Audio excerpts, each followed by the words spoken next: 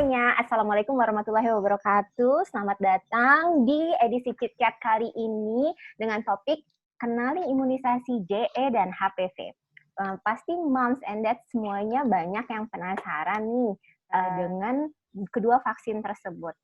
Dan mungkin malah ada yang juga yang belum pernah kenal dengan si kedua vaksin tersebut. Nah, untuk membahas ini ada dua narasumber kita, yaitu si cantik dari Solo, Dr. Suci Widiati, MSc, SPKK, konsultannya konsultan di dermatologi, pediater dermatologi ya dokter ya?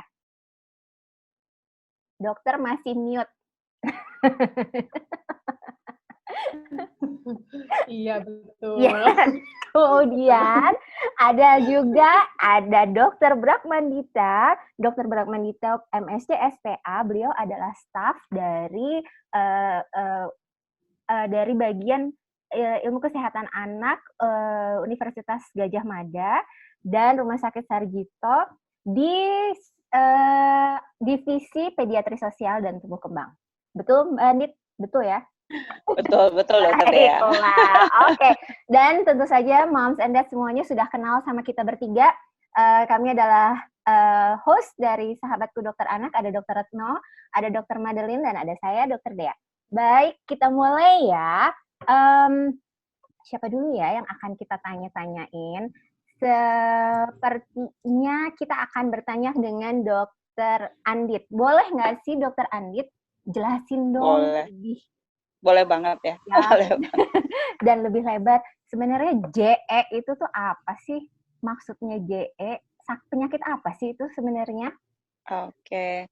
Ya, terima kasih Dokter Dea. Mungkin ini juga yang banyak pada orang tua gitu ya kalau vaksinasi. Kalau yang lain-lain sering didengar. Nah, yang JE ini agak kurang populer gitu kayaknya dibandingkan vaksin-vaksin yang lain. Nah, JE atau yang biasanya kita kenal dengan Japanese encephalitis gitu. Jadi kalau dilihat dari namanya, maka ini adalah suatu penyakit yang menyerang susunan saraf pusat, terutama yang bagian otak gitu ya. Nah, karena ada namanya Japanese, maka kita tahu bahwa dulunya penyakit ini itu ditemukan pertama kalinya gitu ya di negara Jepang. Nah, penyakit Japanese encephalitis ini kenapa kok kemudian di Indonesia juga ada, kan jauh-jauh nih dari Jepang gitu ya. Ternyata di kita juga angka kejadiannya walaupun tidak yang tinggi sekali, tetapi di beberapa daerah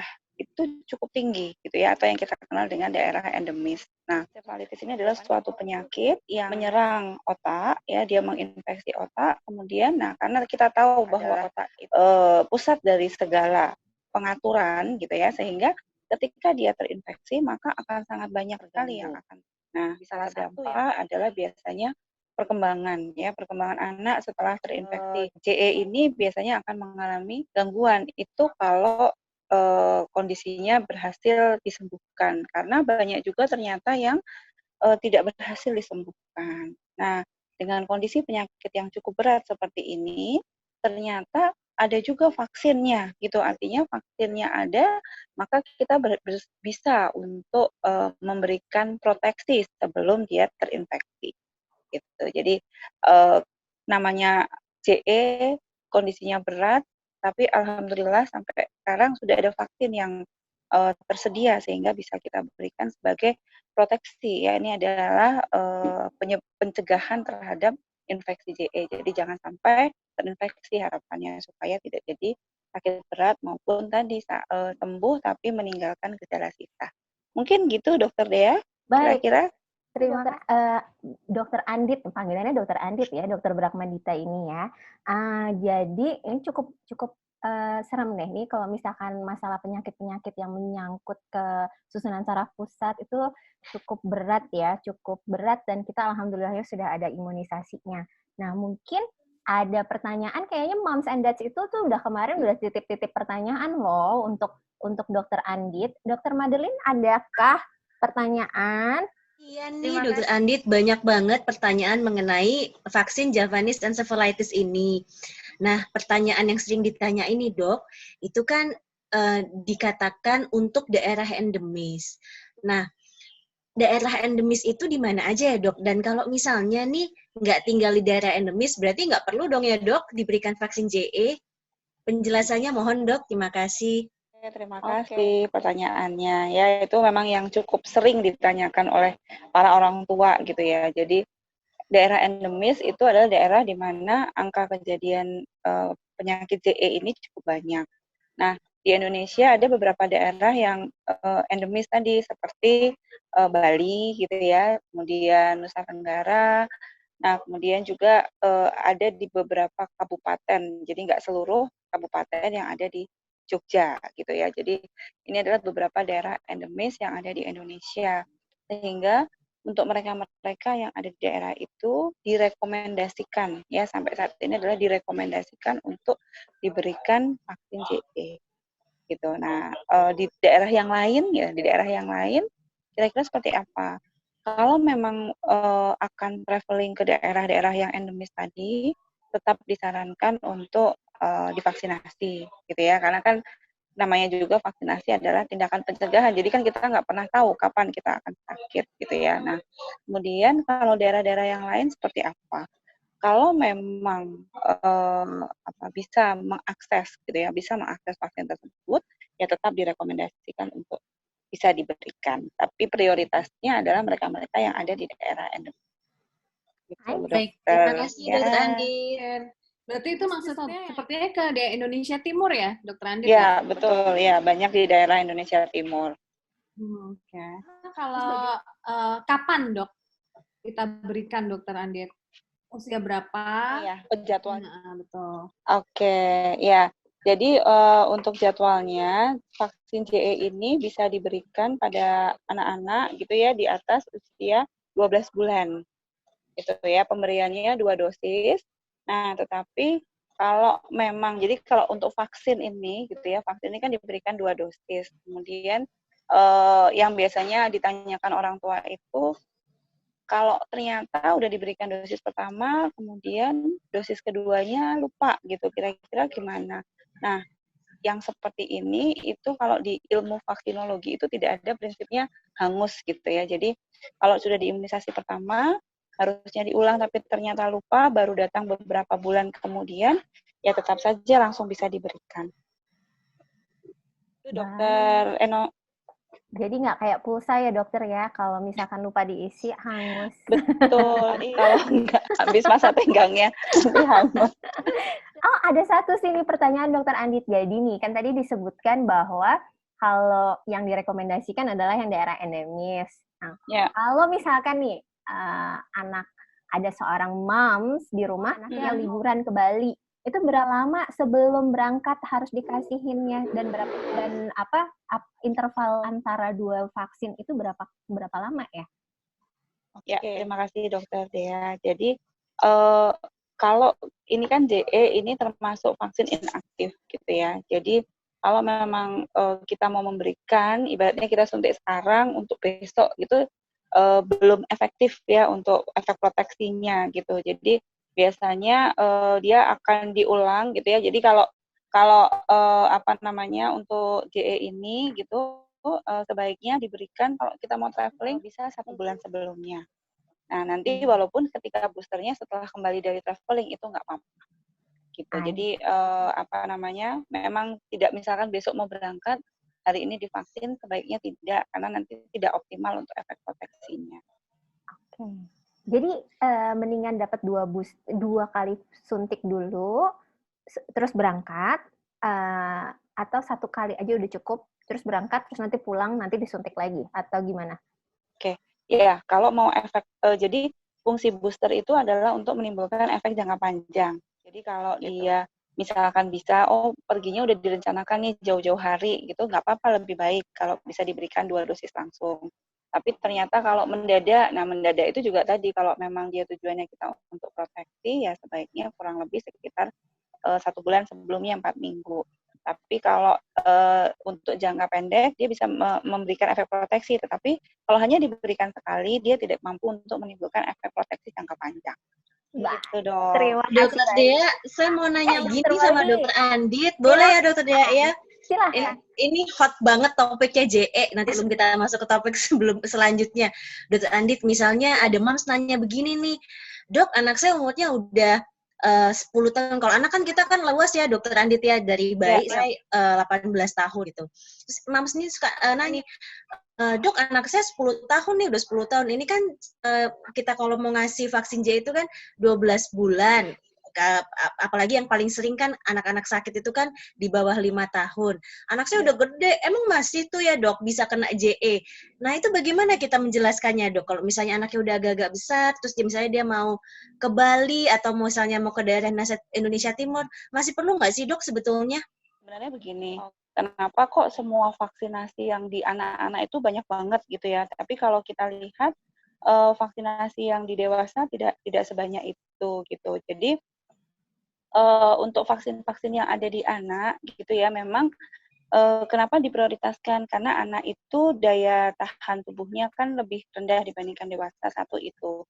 Kemudian mereka-mereka itu yang masih di usia muda itu sistem imunnya juga belum sebaik dewasa gitu, sehingga semakin muda otomatis jika terkena infeksi semakin berat. Seperti itu, makanya kenapa diharapkan ketika kecil dia diberikan proteksi. Nah, pada booster itu yang tadi diulang itu tujuannya adalah untuk menimbulkan efek jangka panjang. Nah, kalau misalkan gitu ya, misalkan dia belum pernah diimunisasi sama sekali, terus kemudian udah umur di atas 10 ya Dok ya? Iya, 10 tahun begitu Dok, udah besar. Ya, di atas 10 gitu ya. Jadi kalau misalkan di atas 10 tahun, bisa direkomendasikan untuk diberikan, tetapi ya tadi kita tahu bahwa kalau bisa diberikan sejak awal itu akan lebih baik. Gitu. Karena beberapa orang tua nanti, kalau gitu besok aja kalau udah besar gitu. Nah, padahal ada beberapa vaksin yang tadi ternyata memang sangat dibutuhkan untuk di awal-awal kehidupan. Gitu. Baik Dok, jelas sekali. Jadi tetap dianjurkan ya Dok. Makasih Dokter Andit. Iya, sama-sama Dok. Jadi ini intinya sih sebenarnya kayak kalau mau umroh moms and dads di rumah. Jadi jangan main ke Bali gampang, tinggal dapat tiket murce dari online gitu ya, langsung cus berangkat. Padahal persiapannya banyak loh. Oke, ya setuju. Setuju. Setuju banget. Jadi jangan tergiur cuman online tiket aja Dokter Dea ya, tapi persiapan kesehatan yang menyertainya juga harus dilengkapi gitu ya Dok. Yes. Nah, ini kita udah uplek banget tentang JE. Terus kemudian kita mau lanjut lagi ke topik mengenai vaksinasi HPV. Nah, vaksinasi HPV ini dibahasnya nanti tidak hanya dari segi anak, di mana dari Dokter Andit ya, nanti Dokter Andit akan memberikan masukan juga tentang bagaimana imunisasinya HPV pada anak-anak, tetapi juga mengenai penyakitnya, dan itu nanti dilihat dari segi dermatologi atau dari segi kulit dan kelamin dari Dokter Suci. Kita mulai ya Dokter Suci ya. Dokter Suci, ini adalah sebenarnya suatu vaksin yang sebenarnya bukan berat ya.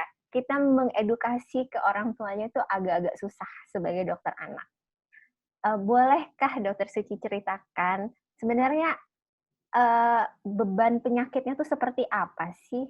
Penyakitnya ini tuh, vaksin ini tuh untuk mencegah apa sih sebenarnya? Dan kenapa sih diberikan untuk anak-anak? Bolehkah dijelasin? Siap, Dokter Dea. Jadi, tadi dikatakan penyakitnya ini berat, betul. Jadi, HPV dimulai dari HPV, Human Papilloma Virus. Dia itu menyerang di kulit terutama, tapi juga bisa masuk ke daerah paru-paru. Dan di HPV ini, dia punya 200 lebih genotype, jadi punya variannya banyak.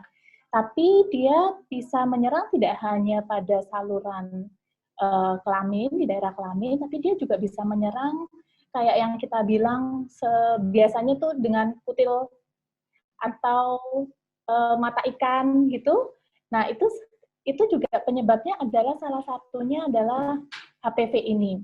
Jadi kalau misalnya anak kita ada yang pernah punya mata ikan, penyembuhannya kan lumayan sulit itu. Kami di bidang kulit kelamin itu untuk menyembuhkan satu mata ikan itu harus dengan menggunakan kauter atau kita berikan obat-obatan salep-salep gitu yang harus diberikan secara kontinu selama sebulan sampai 2 bulan. Dan itu takes time. Jadi lebih baik kan mencegah ya daripada mengobati. Kemudian itu baru yang di kulitnya. Sekarang yang di kelaminnya. Nah, HPV ini itu tidak hanya ditularkan melalui hubungan seksual. Jadi dia juga bisa ditularkan melalui ibunya. Misalnya pada saat melahirkan, itu juga bisa tertular. Kemudian dia bisa juga tertular dari kontak skin to skin. Meskipun tidak melalui hubungan seksual, tapi misalnya melalui tangan, itu juga bisa. Dan itu juga selain itu kalau misalnya dia ada HPV, tentu saja kita juga perlu pahami apakah ini ada sexual abuse atau tidak pada kasus. Tapi yang menjadi garis bawah saya di sini adalah pada anak HPV ini tidak melulu penularannya melalui seksual. Jadi pencegahan dini perlu kita lakukan untuk anak-anak kita. Gitu, Dokter Dea. Baik, terima kasih. Ini Dokter Maudi nih udah kasih kode-kode kalau mau nanya. Kedip sama Dokter Dea tuh, Dokter Suci, ini menarik banget topiknya, Dokter Suci. Tadi kan Dokter Suci tuh nyebut-nyebut mata ikan ya, itu kan betulnya kok kayaknya sering kita dengarnya istilah yang awam gitu disebutkan oleh moms and dads. Jadi apakah semua penyebab mata ikan tuh HPV gitu, Dokter Suci? Betul. Penyebab mata ikan yang namanya Verruca vulgaris atau ada juga namanya Verruca plana, itu penyebabnya adalah HPV.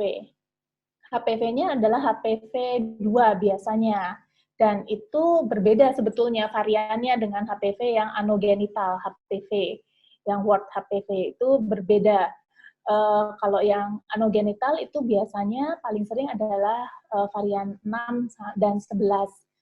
Tapi apabila yang di tangan ini ada, itu dia juga mempunyai resiko kan buat misalnya pada saat anak kita sedang cuci tangan atau mencuci daerah kelaminnya, itu kan juga jadi lebih beresiko untuk terkena varian yang lain gitu. Jadi penting untuk diketahui bahwa vaksin ini penting diberikan, dan kalau ini bisa diberikan secara nasional, saya yakin sekali bahwa kejadian kondiloma atau genital wart dan juga kutil yang ada di tangan ataupun kanker serviks itu juga akan menurun gitu. Iya jelas banget, Suci, makasih. Baru paham gitu loh Dok, bahwa ternyata HPV itu nggak hanya seksually aktif aja ya. Betul. Penularan lain yang harus kita ketahui juga, dan mungkin ini moms and dads kurang banyak mungkin perlu tahu juga betapa pentingnya vaksin itu juga harus bisa kita berikan pada anak-anak kita ya. Nah, kalau misalnya HPV sendiri, Dokter Suci, kalau mengenai jenis kelamin gimana Dok? Kalau apa bedanya yang laki-laki sama yang perempuan Dok? Lebih banyak mana gitu? Kejadian infeksi anogenital akibat atau kita sebutnya kondiloma pada laki-laki dan perempuan memang lebih banyak perempuan. Tapi juga tidak menutup kemungkinan terjadi pada laki-laki. Laki-laki juga beberapa kasus telah kita temui, terutama pada seks laki-laki dengan laki-laki ya. Jadi mereka juga lebih beresiko untuk terjadinya HPV. Tapi untuk pada anak-anak memang yang paling sering ditemukan adalah kasus HPV pada kutil pada tangannya ya, pada tangan, pada kaki, yaitu yang sering ditemukan. Kalau pada genital memang lebih jarang, meskipun ada beberapa yang kita temukan. Untuk siapa saja yang lebih sering, perempuan atau laki-laki, lebih banyak perempuan, tapi memang vaksin ini tidak hanya diberikan pada perempuan saja, tapi juga pada laki-laki. Selain dia untuk mencegah infeksi kondiloma, dia juga bisa mencegah infeksi serviks dan juga karsinoma sel squamosa pada penis. Gitu. Jadinya juga bermanfaat juga buat laki-laki. Oh, oke. Dok. Jadi aku kayaknya saya tuh masih ada miss kayaknya. Apa sih hubungannya si vaksin HPV ini dengan mencegah kanker serviks? Apakah si infeksinya ini kemudian nanti menjadi kanker serviks atau kanker yang tadi squamous cell karsinomanya itu, atau seperti gimana caranya ya dok ya? Iya, jadi kanker serviks dan karsinoma sel squamosa yang ada di penis itu 80% penyebabnya adalah HPV. Gitu, 80%. Jadi baru cuma 20% aja penyebabnya adalah dari yang lainnya. Jadi itu penting sekali kan kalau kita sudah mendapatkan imunisasi atau vaksin yang bisa mencegah HPV ini, otomatis kita bisa terlindungi dari 80% kita sudah bisa terlindungi dari infeksi kanker serviks maupun karsinoma sel squamosa yang terjadi akibat dari HPV. Gitu, Dok. Aku mau nanya dong, Dokter Dea, boleh nggak? Boleh. Mungkin Suci nanti kalau misalnya Dokter Andit mau nangkan, karena ini kan kita sebagai spesialis anak ya, Dokter Dea ya, Dokter Retno, Dokter Andit itu kan kita pasti sering banget nih mendapat pertanyaannya dari moms and dads gitu. Dok, anak saya ini masih kecil loh, Dok. Umurnya tuh masih 9 tahun, masih 12 tahun. Kok dokter udah mikir-mikir kanker serviks ya? Kan anak saya kan masih kecil, kayaknya enggak lah begitu dokter, begitu. Kan beda ya sama vaksinasi-vaksinasi yang lain ya dok, misalnya kalau hepatitis jelas gitu misalnya, nanti biar nggak kena hepatitis, atau misalnya BCG nanti biar risiko TB-nya berkurang. Tapi kalau HPV ini kemudian dikaitkan dengan kanker serviks tuh, moms and dads kadang-kadang, ya ampun dok, itu masih jauh banget ke depan gitu. Nah gimana itu ya dokter Suci, dokter Andit ya? Bu Andit, saya dulu aja ya. Udah telanjur buka soalnya, udah telanjur buka. Ya, silakan dok, silakan. Masih mute ternyata tadi. Kalau dari saya sih memang perlindungan itu kan nggak ada jangka pendek, ada jangka panjang ya, dokter. Jadi kalau ini bisa kita lakukan perlindungan ini untuk anak-anak kita di 10-20 tahun yang akan datang, itu akan luar biasa. Memang jangka panjangnya adalah kanker serviks atau karsinoma sel squamosa yang mungkin nanti baru bisa kita lihat pada saat usia 50, 60 tahun, 70 tahun. Jadi kan jangkanya panjang banget. Tapi yang lainnya adalah perlindungan terhadap infeksi HPV anogenital. Gitu. Yang sekarang saat ini yang kami lihat adalah usia-usia yang terkena infeksi anogenital itu, kutil anogenital itu makin lama makin muda anak-anaknya, gitu. Entah karena mereka saat ini seksual aktifnya juga mulai lebih muda ketimbang dengan beberapa tahun yang lalu, tapi juga kita harus ingat bahwa yang tadi saya sampaikan bahwa ini tidak melulu penyebabnya karena hubungan seksual, yang lain-lain pun bisa muncul gitu. Jadi menurut saya itu sih dok. Kalau dokter Andit mungkin bisa nambahin sedikit. Ya, terima kasih. Jadi mungkin udah banyak sekali ya yang dijelaskan dokter Suci, gitu sedikit menambahkan. kenapa kok program imunisasi HPV ini sudah disarankan diberikan untuk anak-anak gitu. Jadi tadi juga disampaikan mungkin dari kejadian penyakit HPV itu sendiri ya, nggak buru-buru langsung ke CA cervix sebenarnya. Tapi infeksi HPV itu sendiri sebenarnya juga semakin lama umurnya semakin muda. Nah, sisi lain kalau kita bicara vaksin adalah karena prinsipnya adalah pencegahan dan sampai saat ini vaksin dianggap sebagai salah satu pencegahan yang paling efektif. Nah, untuk HPV itu pemberian di bawah 13 tahun, jadi mereka yang diberikan antara 9 sampai sebelum 13 tahun, ternyata efektivitas diberikan 2 dosis itu sama dengan mereka-mereka yang di atas 13 tahun diberikan 3 dosis. Gitu. Jadi kan lumayan nih ngirit 1 kali pemberian, karena kita tahu vaksinnya kan nggak murah gitu ya. Jadi kalau dari sisi program gitu pengendalian penyakit, maka ya diharapkan kan dengan biaya semurah mungkin kita bisa memberikan efektivitas yang sama. Nah, ini di beberapa literatur juga sudah dikatakan bahwa ternyata sama efektifnya antara di bawah 13 tahun cuma 2 kali dan di atas 13 tahun perlu 3 kali. Kemudian vaksin HPV ini akan sangat efektif diberikan ketika mereka belum mulai seksual aktif. Nah, harapannya kan memang walaupun kita lihat bahwa angka kejadian seksual aktif itu juga semakin lama usianya kan semakin muda gitu, sehingga harapannya gitu kita bisa memberikan proteksi sedini mungkin, karena tadi vaksin HPV yang ada di Indonesia itu kita punya 2 jenis. Jadi ada yang bivalen, artinya ada 2 strain dari virus HPV ini.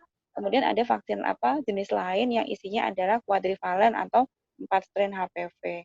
Nah, kalau yang bivalen dia hanya memberikan perlindungan terutama pada yang sering menyebabkan jadi strain tadi yang Dr. Suci sudah menjelaskan bahwa strain dari virus HPV itu sangat banyak sekali.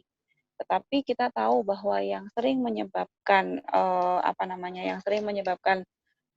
CA cervix itu berbeda dengan yang sering menyebabkan kutil kelamin gitu. Jadi kalau dilihat tadi dari angka kejadiannya ternyata yang menyebabkan CA cervix itu paling banyak adalah strain yang 16 dan 18. Sedangkan yang menyebabkan kutil kelamin adalah strain yang 6 dan 11. Gitu, sehingga kalau kita bisa memberikan proteksi terhadap 4 strain tersebut, maka setidaknya kita bisa meminimalkan angka kejadian kutil kelamin maupun CA cervix di kemudian hari. Karena efek proteksinya kan jangka panjang, artinya diberikan tadi di usia SD tadi, itu bisa sampai dengan nanti efektivitasnya sampai dengan dewasa. Nah, kalau baru diberikan ketika usia dewasa, misalnya seperti kita ini ya, yang tadi saya anaknya udah 4 gitu ya, baru mendapatkan vaksin gitu. Nah, karena kita tahu bahwa infeksi HPV itu tidak selamanya berat. Nah, kita nggak pernah tahu nih, apakah kita sudah pernah terinfeksi atau belum. Kalau kita yang sifatnya ringan-ringan saja, mungkin tidak menimbulkan gejala yang berat, tidak terasa gitu ya.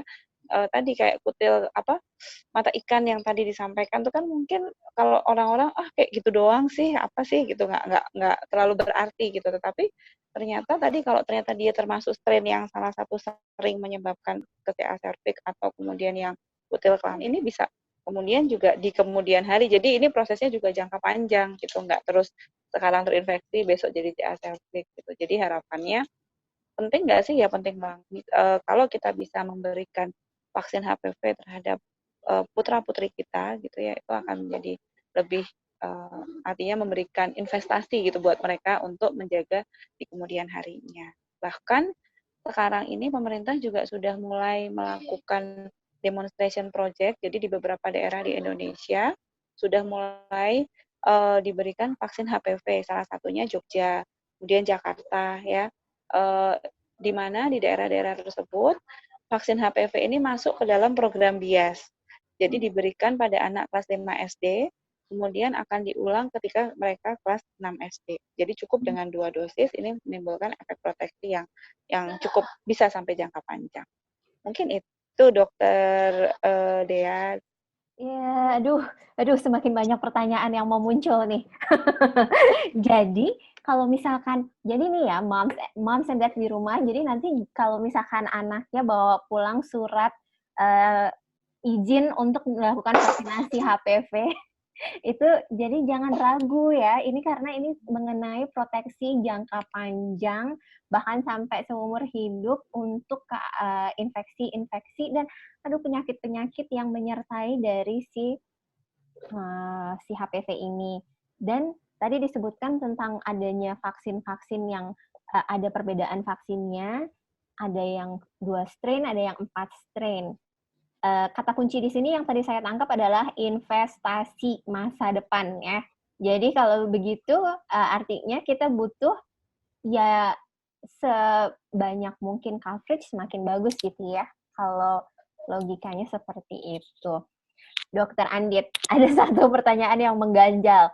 Itu tadi disebutkan bahwa diberikan di usia kelas 5 SD sama kelas 6 SD. Itu untuk anak perempuan saja atau untuk anak laki-laki juga? Oke, ya ini juga ditanyakan ya. Jadi kalau saat ini, kalau yang tadi di daerah-daerah dengan demonstration project tadi, memang hanya untuk anak perempuan dan rekomendasi IDAI pun sampai saat ini itu masih direkomendasikan prioritas. Artinya prioritas itu memang diutamakan kalau bisa anak perempuan karena bukan berarti anak laki-laki nggak penting gitu. Tetapi memang ya tadi kalau yang punya serviks kan pasti perempuan gitu ya. Gitu, tetapi kalau kita lihat di beberapa negara di dunia gitu sebagian belum banyak memang, tapi beberapa dari mereka sudah memberlakukan vaksin HPV ini pada anak laki-laki juga karena ternyata tadi ya infeksinya itu kan tektok gitu ya kalau dari perempuan ke laki. Nah harapannya ketika di laki-laki terproteksi pula, maka itu juga bisa memutus rantai penularan gitu. Jadi kalau yang sampai saat ini memang rekomendasi di Indonesia dari IDAI direkomendasikan pada anak perempuan. Tapi tadi kalau kita lihat di luar itu dari ACIP, jadi ACIP itu adalah salah satu kayak komite internasional untuk imunisasi, itu mereka merekomendasikan juga untuk anak laki-laki di usia yang sama. Tadi Dokter Suci juga menyebutkan bahwa anak laki-laki, bukan anak laki-laki ya, laki-laki juga bisa kena karsinoma penis ya, yang sel squamous itu ya. Jadi sebenarnya intinya semua beresiko, cuman memang kita yang lagi bermasalah sekali adalah terutama di Indonesia juga ya, kayak cervix-nya memang angkanya memang tinggi. Jadi yang ditargetin dulu adalah si perempuan dan irit-irit juga ya kita ya. Tapi bisa jadi nanti di masa mendatang itu program ini juga untuk laki-laki juga gitu ya, Dokter Andi, Dokter Suci ya. Apalagi tadi kalau sekarang pun di beberapa negara di dunia, di negara-negara maju, mereka juga sudah memberlakukan untuk anak laki-laki. Jadi mungkin harapannya ke depannya gitu, vaksin HPV bisa masuk ke dalam program imunisasi ya pemerintah gitu, artinya bisa di-cover nih, karena kan juga nggak murah ya harganya gitu. Jadi bisa didapat oleh semua anak Indonesia yang perempuan. Nah nanti ke jangka panjangnya lagi juga harapannya bisa untuk semua anak Indonesia, baik laki maupun perempuan. Baik, dok, ini Dokter Retno ada pertanyaan nggak dok? Ini sesuatu yang memang kita butuh tahu lebih banyak ya, Dokter Dia, Dokter Maudi, dan saya rasa HPV ini kurang lebih perlu kita bahas lebih luas lagi, artinya mengenai vaksinnya ya. Nah, tadi kan di Dokter Andit mengatakan ada 2 jenis vaksin ya, Dokter Andit. Nah, sebenarnya yang program dari Indonesia yang jenis yang mana dok? Vaksinnya dan bagaimana efektivitasnya dalam mencegah infeksi HPV itu? Gimana dok? Ya, terima kasih Dokter Eno. Jadi kalau pemerintah kita termasuk yang baik gitu ya, baik banget. Jadi mereka memberikan untuk anak-anak yang sekarang di demonstration project ini yang 4 strain. Jadi ya saya rasa itu juga suatu hal yang bagus gitu ya. Jadi anak-anak ini bisa tercover untuk HPV strain yang 6, 11, 16, dan 18. Artinya kalau moms and dads melewatkan kesempatan itu, aduh, Itu mahal sekali Iya, ya harganya ya. betul, Iya, iya. benar. Mana gratis lagi ya dokter Dea, dokter Andi. Iya, jadi kalau tadi yang anaknya bawa pulang surat imunisasi jangan ditolak lah pokoknya itu. Jangan Bu. Mungkin yang bikin ragu mereka adalah mereka nggak kenal sih sama vaksinnya. Terus dan satu lagi efek sampingnya nggak banyak dibahas kayaknya ya. Maksudnya belum terlalu awam. Oh kalau DPT itu kan panas nanti 1 hari 2 hari. Nah kalau si vaksin HPV ini efek sampingnya ada nggak sih dok yang harus diperhatikan? Soalnya kan mereka di sekolah tuh, nanti pasti moms and dads-nya tuh pasti takut nanti kalau ada apa-apa di sekolah. Oke. Ya, jadi kalau efek di HPV ini termasuk salah satu jenis vaksin inaktif. Jadi relatif aman gitu ya, relatif aman. Kemudian untuk efek sampingnya kira-kira yang paling mudah, yang paling gampang kita lihat adalah biasanya nyeri di tempat suntikan, ya, nyeri di tempat suntikan. Walaupun itu juga nggak banyak kejadiannya, biasanya hanya sekitar ya 20-30% yang nyeri di tempat suntikan, bisa stay sedikit bengkak atau kemerahan. Tapi untuk yang seperti kayak mungkin tadi kalau yang orang tua tuh asumsinya, oh kalau divaksin pasti panas gitu kan ya. Kalau HPV ini jangan khawatir, nggak bikin panas ya. Jadi reaksi sistemiknya, efek samping sistemiknya sangat kecil sekali. Oh, baiklah. Moga-moga moms and dads semakin mantap ya dengan memberikan vaksinasi HPV maupun HPV dan juga JE yang tadi dibahas sama Dr. Andit. Nah, mungkin masih ada pertanyaan lagi nggak Dr. Maudi dan Dr. Retno? Nah, saya nih Dokter Dea. Jadi kan ada pertanyaan dari ini hot banget topiknya, narasumbernya juga oke-oke banget. Jadi kalau kayak tadi Dokter Dea bilang melewatkan kesempatan imunisasi HPV, melewatkan kesempatan nanya sama narasumber kita yang oke-oke banget itu rugi banget nih. Tapi saya mau nanyanya kemana ya? Saya bingung nih, apakah Dokter Andit atau Dokter Suci? Jadi ada pertanyaan yang masuk ke kami, Dokter Suci, Dokter Andit. Ada mams bilang begini, dok, emang HPV itu bisa mencegah kemandulan ya pada remaja wanita gitu? Emang ada hubungannya ini mams? Mandul sama Dokter Andit, Dokter Suci, mandul sama vaksin HPV? Coba tolong dijelaskan, dok. Terima kasih Dokter Maudi. Jadi nggak ada ya dok ya bahwa vaksin HPV dia akan mencegah kemandulan, sampai saat ini tidak ada bukti ilmiahnya. Jadi kemandulan itu kan penyebabnya banyak sekali. Jadi salah satu penyebab dari kemandulan apakah dari organnya atau ada dari infeksinya. Kita jadi harus banyak melihat dari situ. Sedangkan vaksin HPV ini kan sifatnya pencegahan, jadinya dia tidak bisa untuk mencegah kemandulan yang penyebabnya misalnya dari organ intimnya atau dari spermanya atau dari ovumnya yang ada bermasalah di situ. Saya rasa itu ya Dokter Maudi ya. Terima kasih. Mungkin kita ada tambahan, dok? Ya, jadi justru kalau mencegah kemandulan itu agak jauh gitu ya. Mungkin kalau mau dihubung-hubungkan gitu, kalau nanti mereka ternyata nggak punya serviks, ya mungkin itu jadi infertilitas gitu ya. Kalau mau dihubung-hubungkan gitu. Tetapi justru malah yang banyak beredar adalah vaksin ini menyebabkan kemandulan. Nah, itu yang mungkin perlu kita sikapi gitu. Jadi, kalau vaksin ini menyebabkan kemandulan, sejauh ini tidak ada penelitian yang membuktikan itu, sehingga cukup aman untuk bisa diberikan. Itu sih kalau kami concernnya yang sebaliknya gitu. Tapi kalau mau dihubung-hubungkan ya mungkin itu tadi ya, ketika dia CA serviks ternyata harus diangkat ya operasi gitu ya. Maka ya nggak punya serviks ya gimana gitu ya, kemudian pasti akan terjadi infertilitas gitu. Mungkin itu kalau mau dihubungkan. Itu ya Dokter Andit ya, Dokter Suci ya. Jadi nggak ada langsung antara vaksin ini sama mandul atau tidak mandul begitu ya. Tapi investasi untuk mencegah berbagai penyakit akibat infeksi HPV ya. Terima kasih dok. Kembali ke Dokter Dea. Satu lagi, ini mungkin yang perlu ditanya Dokter Retno, masih ada pertanyaan nggak?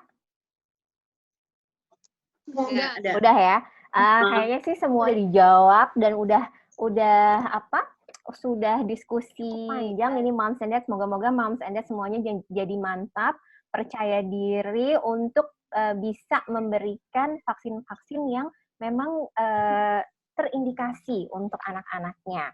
Nah, jadinya kami ucapkan terima kasih kepada Dr. Brakmandita dan Dr. Suci atas waktu dan penjelasannya yang sangat-sangat lengkap. Terima kasih kepada Moms and Dad semuanya atas perhatian dan partisipasinya. Semoga bermanfaat buat kita semua dan sampai ketemu di KitKat berikutnya. Wassalamualaikum warahmatullahi wabarakatuh.